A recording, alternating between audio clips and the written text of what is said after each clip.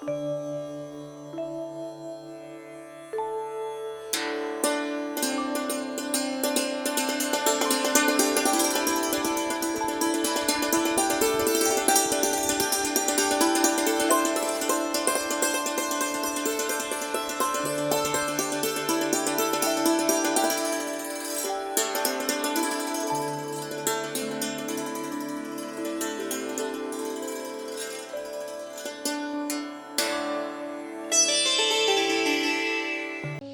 Masters, అందరికీ నమస్కారము. మనము జీవిత జయం బుక్ నుంచి రోజు కొద్దిగా తెలుసుకుంటున్నాం కదా. ఈరోజు మరికొద్దిగా తెలుసుకుందాం. ముందుగా బ్రహ్మర్షి పితామహ దంపతులకు నమస్సుమాంజలుడు. మనము 7 గొప్ప నేర్చుకోవడాలు దాంట్లో నుంచి తెలుసుకుంటున్నాం కదా. అందులో 3 తెలుసుకున్నాం. ఈరోజు 4వది జంతు వృక్ష సామ్రాజ్యాల నుంచి నేర్చుకోవడం. మానవుడు జంతు వృక్షాల కంటే తాను చాలా గొప్పవాడు అని భావిస్తున్నాడు. కానీ మానవుడు చాలా నేర్చుకోవాలి అని ఈ క్రింది విషయాల ద్వారా అర్థం చేసుకోవచ్చు. వృక్షజాతి నుంచి నేర్చుకోవడం. మంచి గాలిని అందిస్తూ జంతు ప్రపంచ జీవన మనుగడలో ప్రధాన పాత్ర పోషిస్తోంది. సకల జీవులకు అవసరమైన ఆహారాన్ని ఫలాలు అందిస్తుంది. వర్షాలు కురవడానికి అనువైన వాతావరణాన్ని కలిగజేస్తూ ఉంది.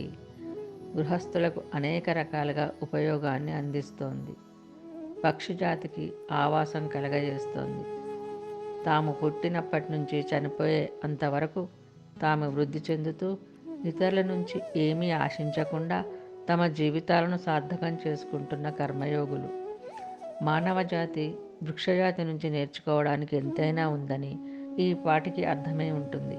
కనుకనే మనకంటే అన్ని రకాల గొప్పవారైన మహాయోగులు మనకు ఎన్నో రకాలుగా ఈ విషయాన్ని చక్కగా చూపించారు. ఉదాహరణ, తులసి చెట్టుకు పూజ చేయటం, స్వర్ణాభరణాలతో తూగని కృష్ణుడు కేవలం 2 తులసీ దళాలకు తూగడం లాంటివి. జంతుజాతి నుంచి నేర్చుకోవడం. ఆకలి అయినప్పుడు మాత్రమే ఆహారాన్ని తీసుకోవడం, ప్రకృతిలో జీవించడం, తమ సహజ ఆహారాన్ని తప్ప వేరే ఆహారాన్ని ముట్టకపోవడం. ఉదాహరణ, ఆవు మాంసాన్ని తినదు, పులి గడ్డి మేయదు. తమ సహజ గుణాల్ని ఎటువంటి పరిస్థితుల్లోనైనా విడవకపోవడం. మన టెలిపతి ద్వారా, మౌనం ద్వారా జంతుజాతి నుంచి అన్నీ నేర్చుకుంటూ ఉండాలి. ఇక 5వది చదువు లేని వాళ్ళ నుంచి నేర్చుకోవడం. మానవ జాతిని 2 రకాలుగా విభజించవచ్చు: చదువు లేని వాళ్ళు, చదువుకున్న వాళ్ళు. చదువు లేని వాళ్ళు ఎక్కువగా ప్రకృతికి దగ్గరగా జీవిస్తారు. వీళ్ళలో ఎక్కువగా కష్టజీవులు, అనుభవమే చదువుగా నేర్చిన వాళ్ళు, అహంకార రహితులు, అందరి సలహాలను తీసుకునేవాళ్ళు, ఆడంబరాలకు పోనివారు, ఆశయ సాధనకు ఆశ్రయం ఇచ్చేవాళ్ళు, ఆదరించేవాళ్ళు. చదువుకున్న వాడికన్నా సాకలోడే మేలు అన్న సామెత 100కి 100 పాళ్ళు నిజం. రామకృష్ణ పరమహంస, రమణ మహర్షి, జీసస్, మహమ్మద్ ప్రవక్త, షిరిడి సాయిబాబా, ఇంకా మరెందరో వీళ్ళకంతా చదువు లేదు. కానీ చదువుకున్న వారంతా వీళ్ళ దగ్గర నేర్చుకోవడానికి వచ్చారు.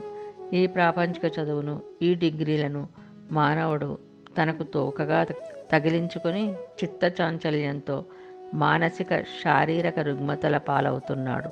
కనుక నిజమైన చదువు వినయాన్ని, విజ్ఞానాన్ని పెంచేదిగా ఉంటుంది. అవి ఎవరెవరికి ఉంటాయో వాళ్ళే నిజమైన చదువుకున్న వాళ్ళు. అవి లేని వాళ్ళు ఎన్ని సర్టిఫికెట్లు ఉన్నా చదువు రాని వాళ్ళే. ఓకే మాస్టర్స్, ఈరోజు మళ్ళీ 2 గురించి తెలుసుకున్నాం కదా. మిగతా 2 గురించి రేపు తెలుసుకుందాం. ఇంతవరకు ముగించుకుందాం.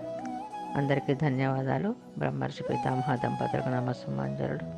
మనమందరము ధ్యానము, స్వాధ్యాయము, సజ్జన సాంగత్యము, శాకాహారము పాటిద్దాం, స్ప్రెడ్ చేద్దాం.